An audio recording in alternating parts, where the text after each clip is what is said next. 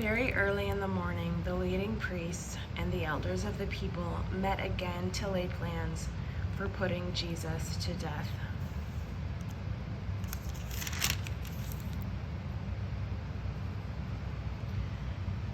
Then they bound him, led him away, and took him to Pilate, the Roman governor.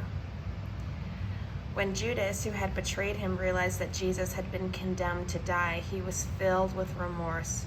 So he took the 30 pieces of silver back to the leading priests and elders.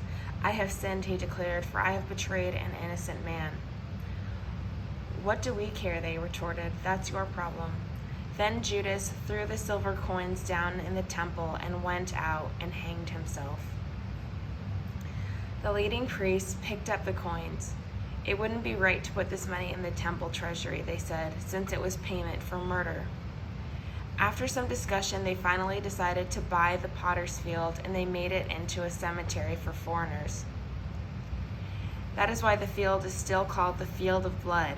This fulfilled the prophecy of Jeremiah that says, "They took the 30 pieces of silver, the price at which he was valued by the people of Israel, and purchased the potter's field as the Lord directed." Now Jesus was standing before Pilate, the Roman governor. "Are you king of the Jews?" the governor asked him. Jesus replied, "You have said it." But when the leading priests and the elders made their accusations against him, Jesus remained silent. "Don't you hear all these charges they are bringing against you?" Pilate demanded. But Jesus made no response to any of the charges, much to the governor's surprise. Now it was the governor's custom each year during the Passover celebration to release one prisoner to the crowd, anyone they wanted. This year there was a notorious prisoner, a man named Barabbas.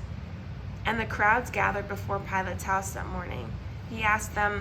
As the crowds gathered before Pilate's house that morning, he asked them, "Which one do you want me to release to you, Barabbas or Jesus, who is called the Messiah?" He knew very well that the religious leaders had arrested Jesus out of envy. Just then, as Pilate was sitting on the judgment seat, his wife sent him this message: "Leave that innocent man alone. I suffered through a terrible nightmare about him last night."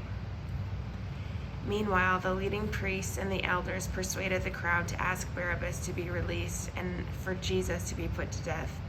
So the governor asked again, "Which of these two do you want me to release to you?" The crowd shouted back, "Barabbas." Pilate responded, "Then what should I do with Jesus, who is called the Messiah?" They shouted back, "Crucify him." "Why?" Pilate demanded. "What crime has he committed?" But the mob roared even louder, "Crucify him." Pilate saw that he wasn't getting anywhere and that a riot was developing. So he sent for a bowl of water and washed his hands before the crowd, saying, "I am innocent of this man's blood. The responsibility is yours." And all the people yelled back, "We will take responsibility for his death, we and our children." So Pilate released Barabbas to them. He ordered Jesus flogged with a lead-tipped whip, then turned him over to the Roman soldiers to be crucified. Some of the governor's soldiers took Jesus into their headquarters and called out the entire regiment. They stripped him and put a scarlet robe on him. They wove thorn branches into a crown and put it on his head, and they placed a reed stick in his right hand as a scepter. Then they knelt before him in mockery and taunted, "Hail, King of the Jews!" And they spit on him and grabbed the stick and struck him on the head with it. When they were finally tired of mocking him, they took off the robe and put his own clothes on him again. Then they led him away to be crucified.